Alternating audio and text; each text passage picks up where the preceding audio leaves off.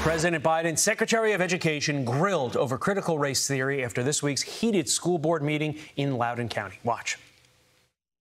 We're not promoting curriculum. We are communicating that districts and states have the responsibility to do that.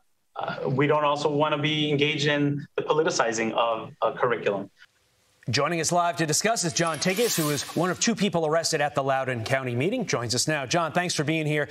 You heard what Miguel Cardona had to say just now in that soundbite. Do you buy it? I don't know. I mean, I don't know the guy, and but I haven't found very many government experts or administrators that have been especially trustworthy in the last year or so. 30,000-foot view. What's happening in our country? Wow. That's, I think, the $300,000 question. But it's not hard to look around and see that there's a tremendous amount of moral decay, right, ultimately. And it seems to be at the root of what's really going on.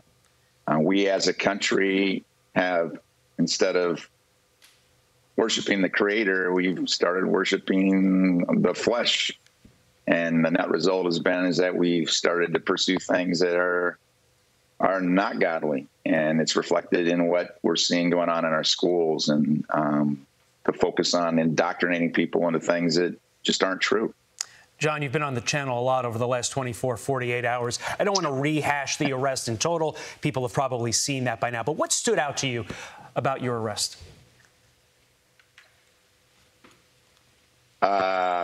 The thing that's still stinging out is a gash in my head from getting into the paddy wagon. But I don't think it was the arrest that stood out to me. What stood out to me the most is just how easily we've given up our rights and how easily we've retreated over the last 50 years.